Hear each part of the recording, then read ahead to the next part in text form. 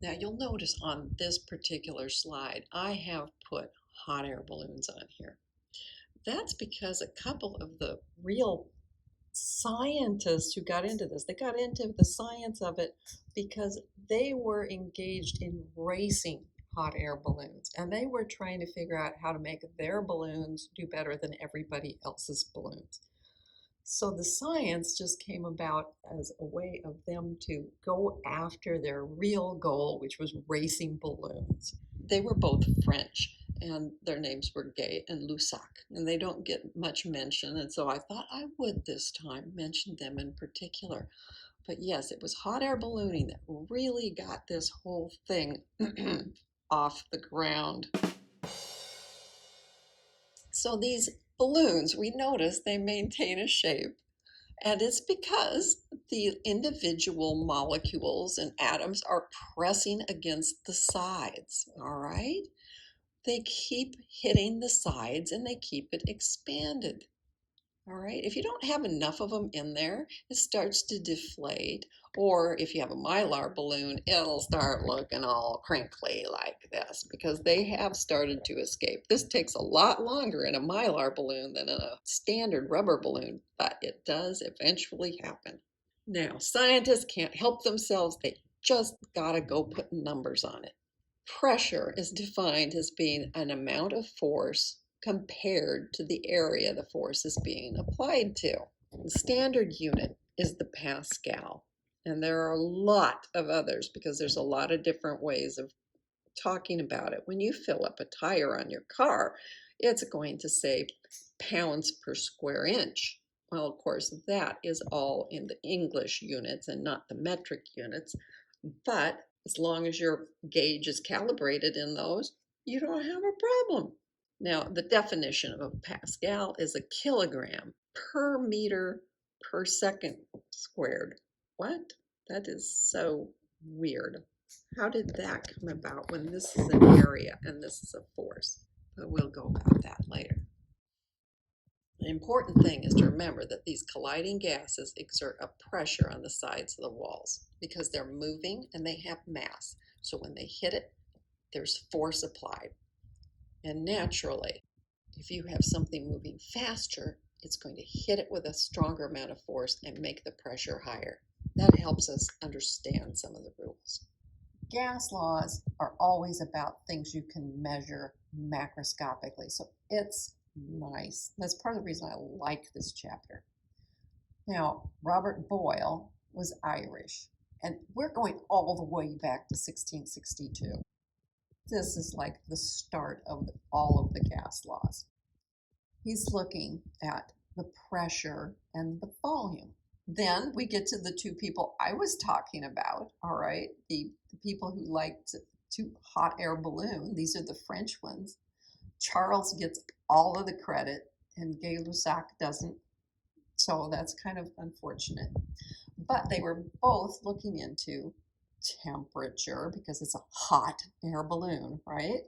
How does that affect pressure, volume, and density? They wanted to know about all of those things because all of them affected their hot air ballooning. Then we go to Italy, to Avogadro. Now you think of Avogadro, you only think about his number, right? But he not only did this volume with the amount of molecules thing, which is, Avogadro's number comes from that. He also helped come up with all of the sorts of things that made people realize there really were atoms. Now we're going to look at what each of them did. So here's Boyle. Pressure to volume. He's got this sort of a setup with the U-tube and a different type of U-tube than you're used to, but that is a U-tube. And what he finds is when he pushes, it decreases the volume that's left here. Well, that makes sense, right? There's a certain amount that is of air in there. This is not an evacuated one with a vacuum in there. Instead, there's a little bit of air. And if you push on it, it's going to decrease the volume. Now that he's put it in this type of a setup, you can measure that volume. And so what he finds is low pressure, large volume. you saying? This looks like low and low. Okay, let's look at these. This is pressure, P, but this is 1 over the volume. Oh, okay. Well, if I divide by a large number, I'm going to end up with a small number. I see what you're saying.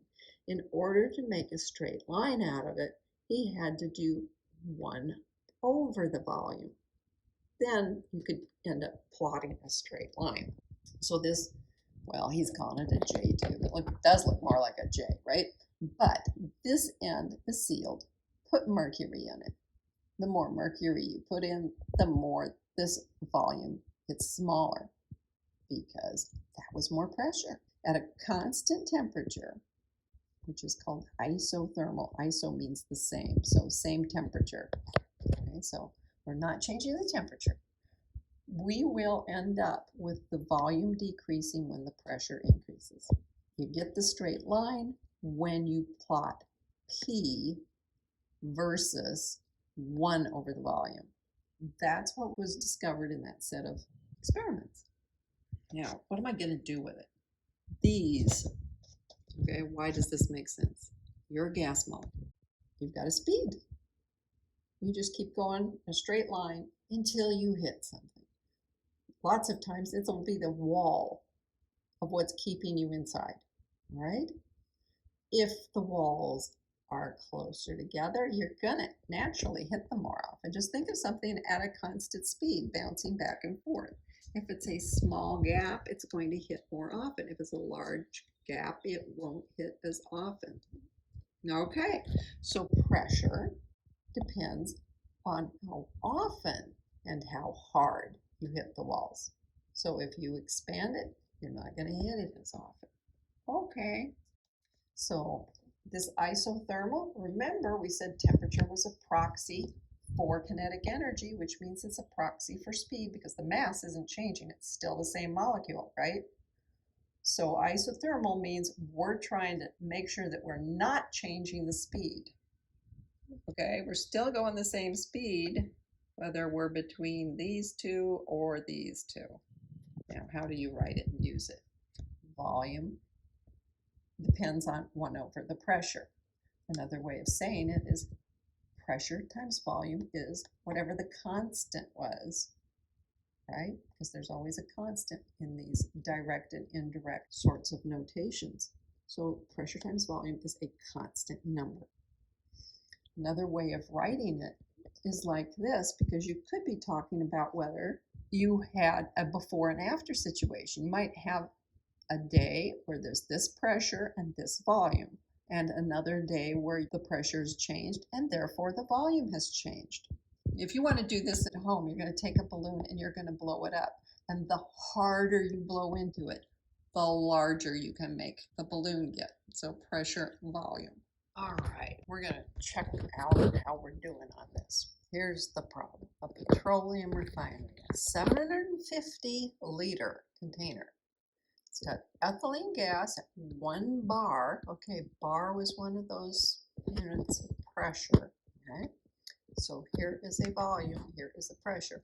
Was compressed isothermally, so the temperature didn't change. By increasing the pressure to 5 bar, what was the final volume? Now, one of the things I want to just stress is call it a puzzle instead of a problem. People like doing puzzles a lot more than they like doing problems. So that's just the way I think of these things. I never had any trouble doing my homework because they were always puzzles to me, and I love puzzles. So let us go on with this. Only pressure and volume are changing. We'll use Boyle's law. After and before. You know, it's 1 and 2, but you could say after and before. The units of the pressures are both the same. Great. I'm not going to have to do any conversion. That's very nice. Let's set up what we have. We have a before situation. They said that the 750-liter container at 1 bar. So that's set 1. For set 2, I don't know the volume. That's what I'm being asked about, but I do know the pressure.